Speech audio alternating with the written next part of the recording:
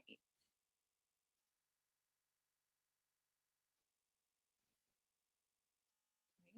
All right. So, thank you guys for joining this lecture on the 20.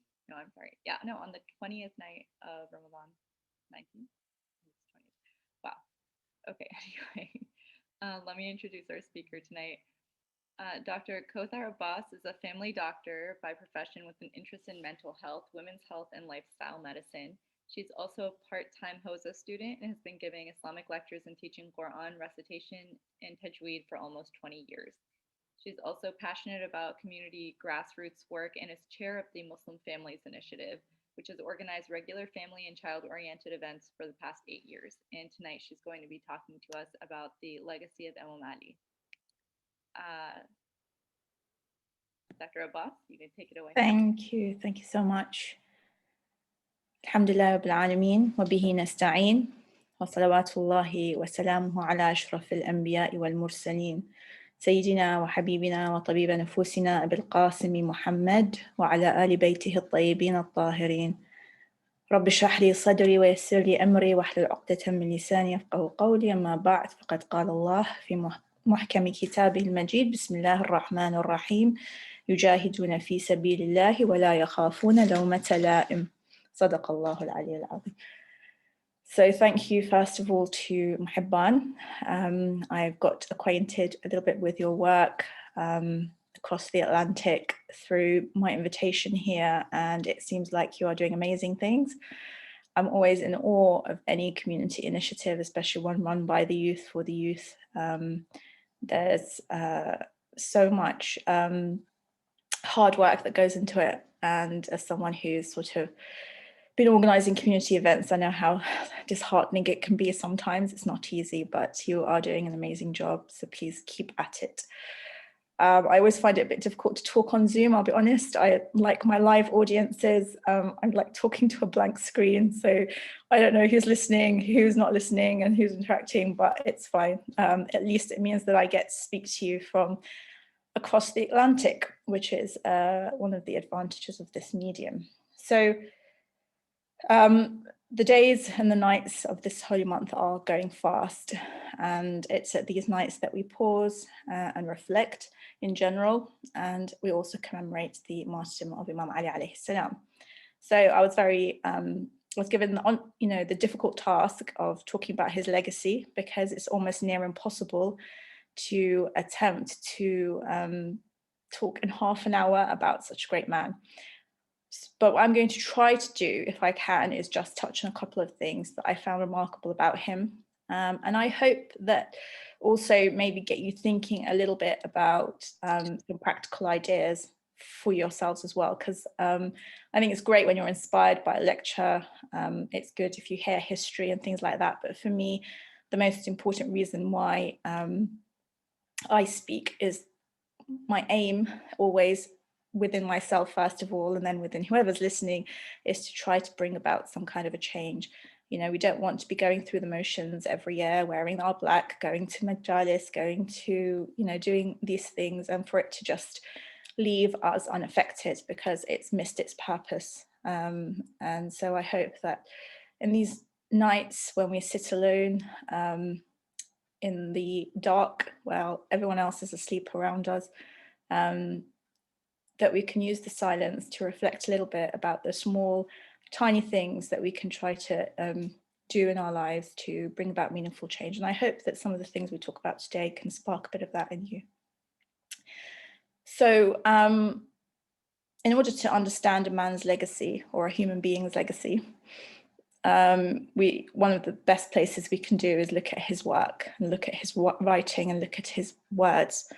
And so naturally, I looked into Nahj Balagha, and I was trying to find something that really embodied maybe his message and something that we can glean. And the one that I always come back to is his letter to Malik al-Ashtar. So just after, you probably have heard of it, you've hopefully read it. I probably wasn't as familiar with it as I should have been prior to this, but it Malik al-Ashtar was one of the closest companions to Imam Ali.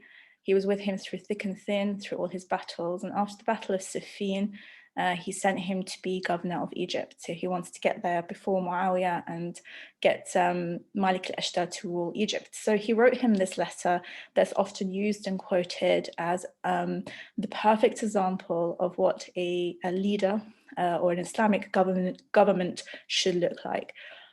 But I think it extends much further. And I think, it provides an insight into the psyche of this man, of this amazing man that still till now moves hearts and brings people to real tears, even though, we've never met him, we only ever hear of him. It gives you an insight into how he thought and how he lived, but also we are all, in a way, leaders of our own spheres. We are, we might be leaders in our houses, we might be leaders at work, at universities, in our organizations. And so there's a huge amount that we can learn from this letter from all aspects. It's a very long letter, so it's impossible for me to go through most of it, but I've chosen 2 sections to highlight to you sort of the message of what I wanted to say. So let's go. I'm going to share screen only because I don't really like doing PowerPoints, but I think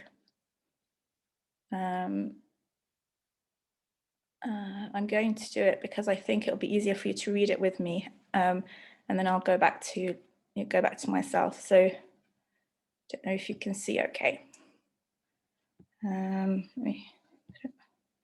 Sorry if it's a lot of writing. This is just the sections that I wanted to talk about. So the first bit comes really close to the beginning of the letter. And then for the fact that I don't have much time, I'm going to speak to you only in English, but the Arabic is there if you wanted to have a look at it. So one of the first things that Imam Ali says to Malik is, habituate your heart to mercy for the subjects and to affection and kindness for them. Affection here, it says affection, but actually it's mohabba, it's love. So he doesn't say just like treat them kindly, be kind towards them. He says habituate your heart, ash'ar qalbak, like let your heart be filled with mercy, compassion, empathy, whatever you want to translate, rahmah, to the people that you serve, and love for them and kindness for them. Don't stand over them like greedy beasts who feel it's enough to devour them, since they are of 2 kinds. And this is the most famous part, possibly, of this letter. We see it like plastered everywhere as like nice quotes. إِمَّا أَخٌ لَكَ فِي الدِّينِ. So he says, فَإِنَّهُمْ صِنْفَانِ إِمَّا الْأَخٌ لَهُمْ لَكَ فِي الدِّينِ أو وَإِمَّا نَظِيرٌ لَكَ فِي الْخَلْقِ. So they're either your brothers in religion or your similar to you in humanity. Here it says, like you in creation. They will commit slips and encounter mistakes. They may act wrongfully, willfully, or by neglect. So extend to them your forgiveness and pardon in the same way that you would like Allah to extend His forgiveness and pardon to you. So why did I choose this? First of all, we know that the rahmah of Allah wasi'at kulla shay, or that the rahmah of Allah, the mercy of Allah, the compassion of Allah is above all else. And we're reminded of this over and over again in the Quran. We start every single verse with His rahmah. And by extension, as creatures of Allah who are trying to shine His light into our hearts, we need to be embodying this as well. And it was the cornerstone of every interaction that Imam Ali had with his human beings, with everyone around him, even when he was the Khalifa and he was ruling over them. And this is what he told Malik, that let every interaction with every human being be out of love for them and out of compassion. Muslim, non-Muslim, it didn't matter. This was how, and habituate your heart to it. So make it like part of your being, of your malaka, that you are naturally this hugely compassionate, empathic person. Now, this is obviously what we all strive for. The reality is that true empathy for every human being is a very hard thing to have. I'm a general practitioner, which is like a family doctor. So one of the things we're taught is empathy, right? We're taught that if you have empathy for your patient and you interact in a very empathic way, that you connect with them in a real profound way and you can make more of an influence.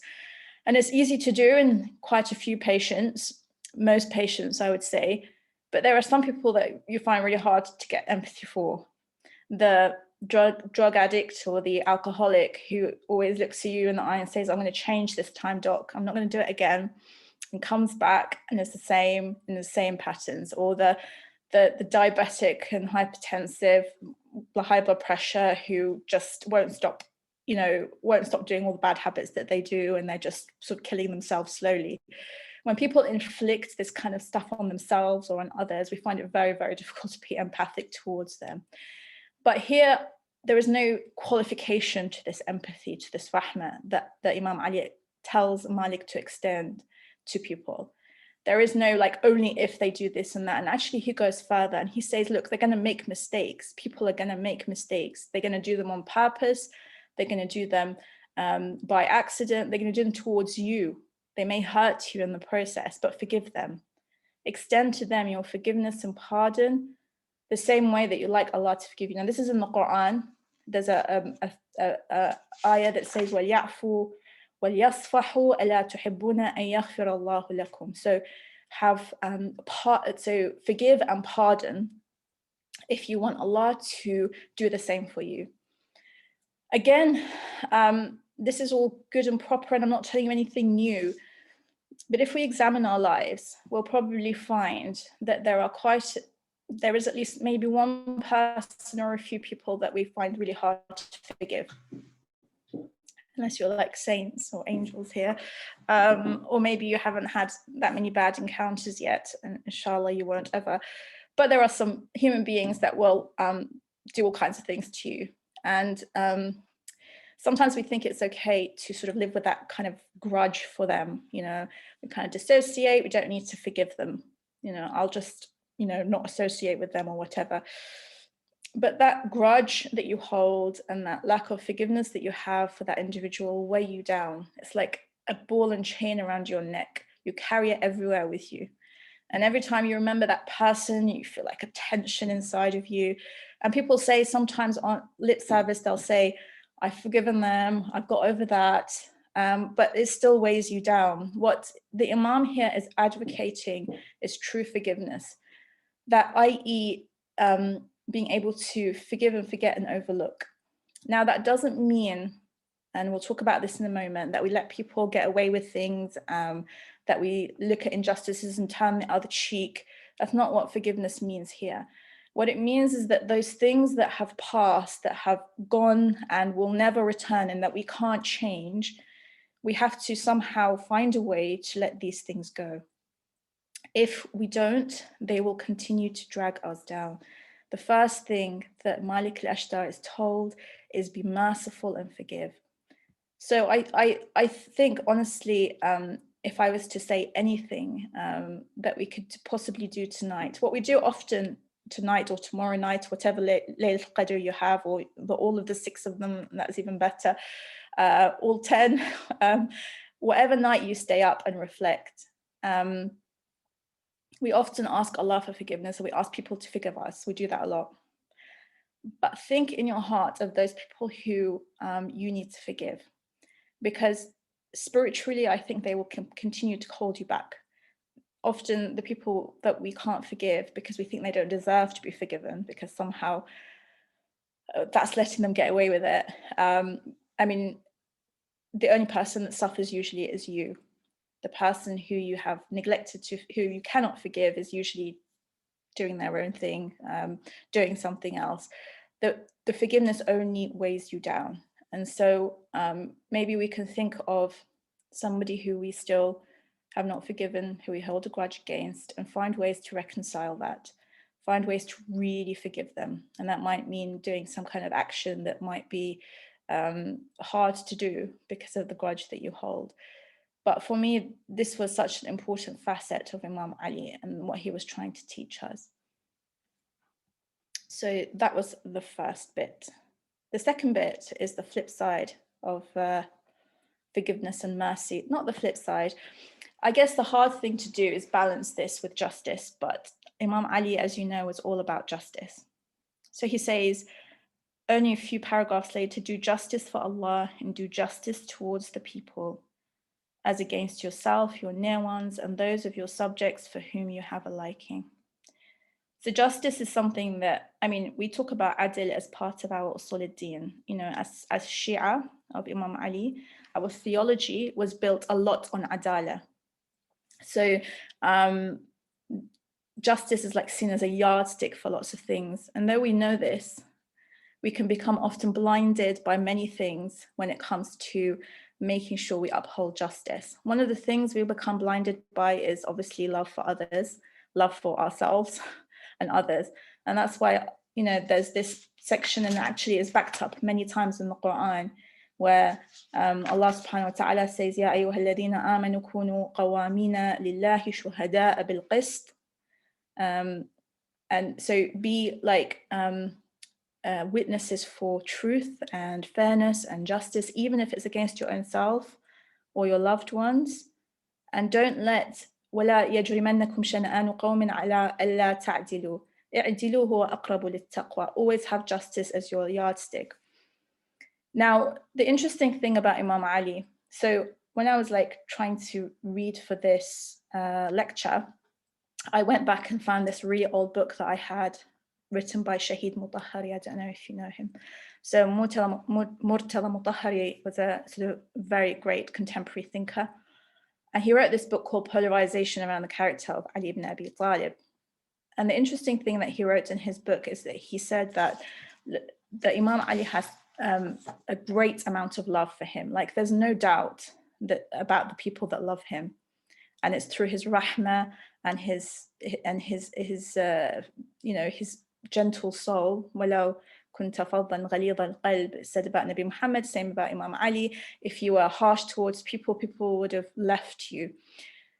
However, at the same time, Shahid Mutahhari makes a point, a very interesting point. He says, for all those people that loved him ardently, there were a great many people who hated him also, to the extent where someone killed him at the end. I mean, people can't believe that anyone could kill Imam Ali, but it was done, and it was done in a very brutal way, because there were people that had genuine hatred for him.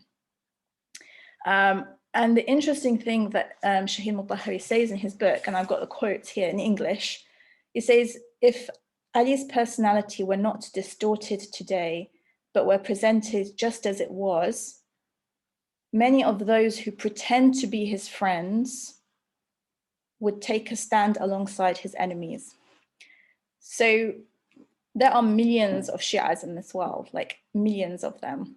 And all of them profess love for Ali. Like you just say Ali and like they're like melting out of love, you know, crying for him in these nights. But what Shahid Mutahhari says is that actually some of these, a lot of these maybe, if Ali was here, he may so much disapprove of how unjustly they live their lives that actually they'd rather queue up to be amongst his enemies. Because, you know, when Imam Ali took governorship, when Imam Ali took the Khilafah, and he did so reluctantly initially, but when he took the Khilafah, he shook it up completely. He got rid of all corruption. And all his advisors were probably saying to him, don't do this so quickly, you'll make people hate you. But it didn't matter to him what people thought, because the only yardstick he had was justice. The only yardstick he had was justice. If there was corruption, even amongst his own family, if a family member was asking for something from the Bayt al-Mal, which was the treasury, that was unjust, he'd call them up on it. And he made a lot of people very angry through this justice, because he didn't let things pass that were clearly unjust to him. He wasn't a people pleaser. He loved people and was compassionate for them, but always put justice and Allah first. That was his yardstick. A lot of us are people pleasers. I mean, I'm confessing to being a bit of a people pleaser. We find it really hard to have people hate us or speak against us, or we tend to fence it a lot. We tend to see things that are unjust, but like kind of keep away because we kind of don't want to make too many enemies out of people, or we're too scared that people won't like us anymore. There's a huge amount of injustice on a macro to a micro level in our communities. You know, back home, our countries are full of corruption. It's like this here as well, but in our communities, in our own communities, there's a huge amount of corruption. And so the reason I mentioned the ayah right at the beginning, if anyone remembers, يُجَاهِدُونَ فِي سَبِيلِ اللَّهِ وَلَا يَخَافُونَ لَوْمَةَ لَائِمٍ, is because the people who do true jihad, true striving in the way of Allah, they don't care. They don't care about those who will hate them for that. You know, they will try to always treat everyone with compassion, with mercy. But the thing that Imam Ali showed us is that you can do both. That you can love people and truly treat them with compassion, but keep justice as your yardstick. It means that you are not sitting on the fence and inactive in your life. It means that you are seeking to correct whatever injustice you see in front of you. You know, on the bigger level, we see injustices, Israel-Palestine, we see injustices against, you know, minorities, Shias in Afghanistan. We see what's going on in Russia and Ukraine. People might go out and try to correct these. That's all really, really needed. But on our community levels, in our mosques, in our institutions, amongst like factions within our own communities, we tend to stay very silent because we don't want to rock the boat too much. And I think even sometimes in the application of our laws, there are still so many people that get away with things because they are of a certain privilege, or they are of a certain family, or and I'm talking about religious family. So if we were hand on heart stand before Allah shuhada'a lil qist, and bear witness to our actions, can we say now that we are acting in a just way? Are our transactions and our businesses in our everyday lives, are they just? Some people in this country anyway think that it's okay to cheat the system because they're non-Muslims.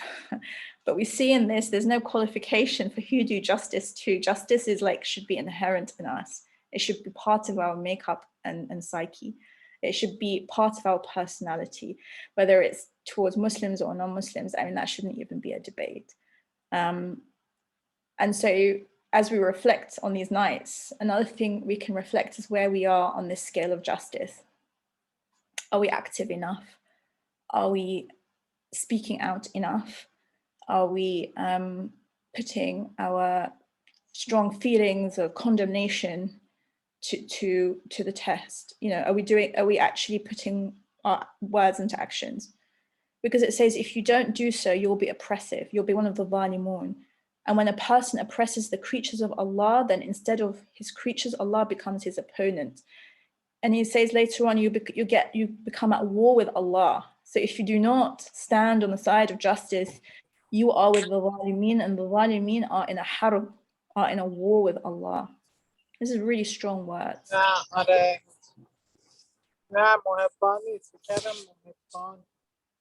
صلوا على محمد وآل محمد.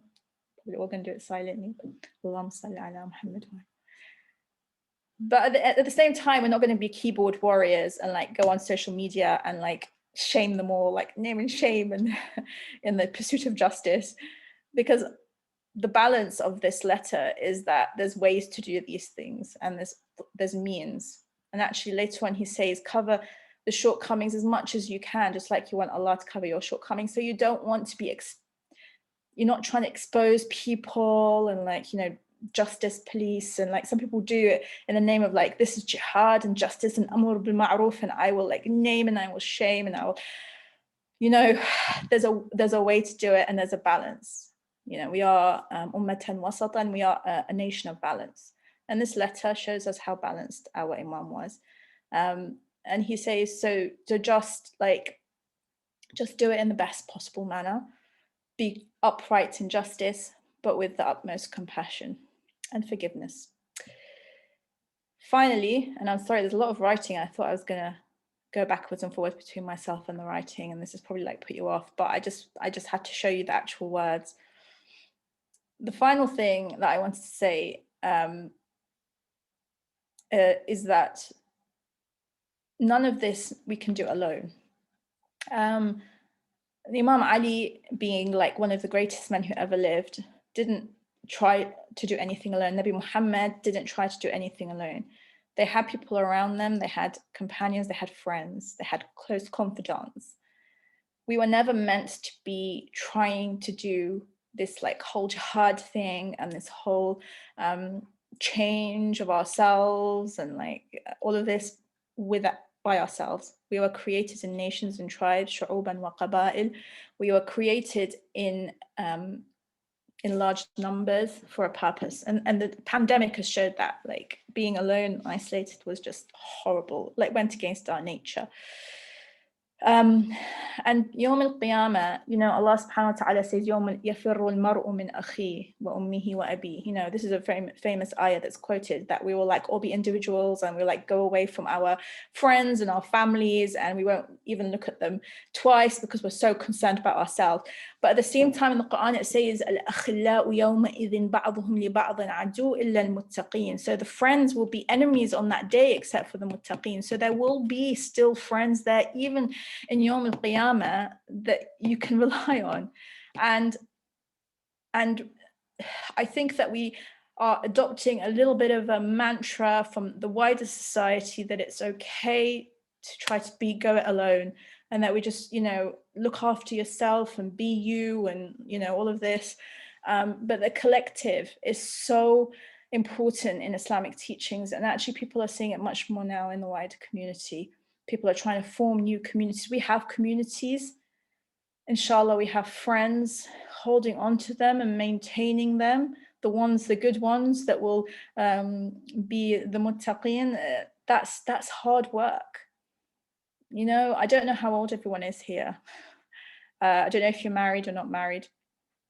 But when I first got married and I had kids and I was like working full time and I was just so immersed in it all that I felt like I didn't need friends. And I felt like, and a lot of people, they drift when they get older, you know. And it's only really much later now as my kids are a little bit older. And I thought like having my husband was enough. He's like my best friend. But there's something really, really amazing and special about holding on to your friendships and cultivating community and community spirit, which is what I think, inshallah, you are all doing here at Mohebban. And I think that it requires a lot of hard work and it requires a lot of like empathy and all of the forgiveness and all of the justice and all the stuff that we talked about already. But it's our best teacher. It can be our best teacher. Here in this quote, Imam Ali says, like, associate yourselves with those who have taqwa, those who have wara' wa sidq. So wara' is got, you know, it's like a taqwa and truthfulness. And then don't tell them not to praise you. Because you don't want to be praised by them and told how wonderful you are all the time. You want to be guided by them. You want people who are honest, who can help you out on this journey of life, because it's just too difficult to do on our own. And there's no shame in reaching out and there's no shame in admitting that. But it requires a lot of work to keep that going. So if there are friends that you know of, that you haven't spoken to in a while, maybe people that you met and you kind of thinking to yourself, it would be quite nice to make friends with that person, but I just wasn't like, I was too shy to follow it up or something like that. Just pick up your phone, your cell, whatever you call it there, cell phone, and maybe send them a message this Laylatul Qadr, maybe reconnect, maybe find a way to increase those connections with people. Spirituality is really good when we sit alone and we feel like, yeah, I'm so like spiritual and so connected to Allah. But human beings can like make us all forget all of that very quickly, because interactions with human beings are really tough. And so that's where the real test of our spirituality comes from. And that's where I believe actually we really elevate our spirituality, is through our interactions with people. that's why I believe this letter to be the perfect letter, because it's about your interaction with people, but at the same time, your interaction with God, because it all comes from the same source. You are merciful towards people, therefore Allah is merciful towards you. You understand mercy, you reflect God's attributes. You understand forgiveness, you understand justice, and therefore you embody that and reflect it. Reflect Allah's attributes of those things, and that's how you aim to slowly become connected and the most perfect of human beings. Imam Ali had Malik al-Ashtar as one of his closest friends. Unfortunately, Malik never made it to Egypt to become governor. He was poisoned by Muawiyah's men and died, and it was really devastating actually, when Imam Ali saw one by one his closest and most beautiful friends passing away. But even towards the very end, when he was hit by the sword by Ibn Muljim, he never stopped being compassionate or fair. When in the last few days of his, between when he was struck by the sword and when he passed away to the next life on the 21st night, he's reported to have spoken to Imam Hassan, his sons, and said to them, if you find Ibn Muljim, treat him fairly. When he was tied, Ibn Muljim, with ropes, he said, loosen them, don't hurt him through these. And he said, only act in proportion to what he's done. Only bring justice to the proportionality to what his crime is. Don't go overboard. Don't kill more than him. Strike him with one blow. It's all about maintaining the qist and the justice and the adl with the utmost compassion. And it was demonstrated till his very, very dying moments. So I pray to Allah that in this month, I hope I haven't bored you all, so don't know, can't see anyone. I hope in these last few nights, these last 10 nights, inshallah, Shahr Ramadan, we can think about ways to continue to improve and change, and not just commemorate Imam Ali as a sad part of our history or as a historical figure who we love, but actually walk in his footsteps and attempt to emulate some of the teachings and the legacy that he left for us. I advise you all to go back and read this beautiful letter. It's letter 53 in Nahj al-Balagha. Wassalamu alaikum wa rahmatullahi wa barakatuh. Thank you so much for that, Dr. Abbas. I thought it was funny that you mentioned that you hadn't read the letter till today, but we definitely have not read the letter. Perfect. That's so amazing. Then that's something that you can do in the next few days, inshallah. Very interesting. Also reminded me of something that something that was brought up in our last halaqah actually yesterday. The Sheikh was mentioning that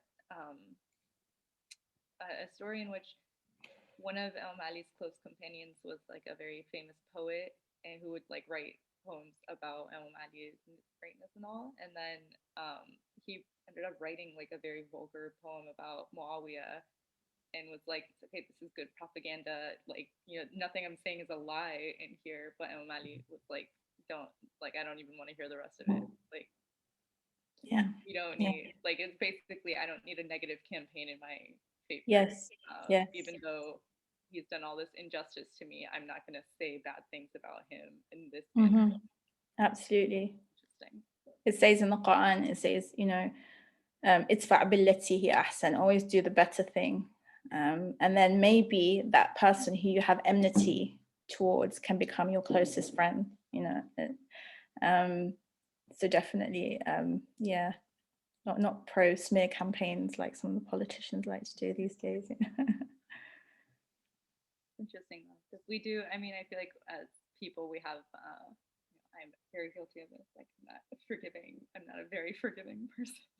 It's not easy. It's really hard. It's not easy, but we do see examples of like, we have like popular tropes that like people don't change. But we have examples of people who did change pretty dramatically. I can't remember one for Imam Ali right now, but we have like Hur leaving Yazid's camp, Hur who had Yes. literally blocked the water from Imam Hussein going to Imam Hussein's camp on the last day to join him. But people can change. And even if they don't change, you're only responsible for your own actions. Yeah. You know, you can only act in the best way that you know how.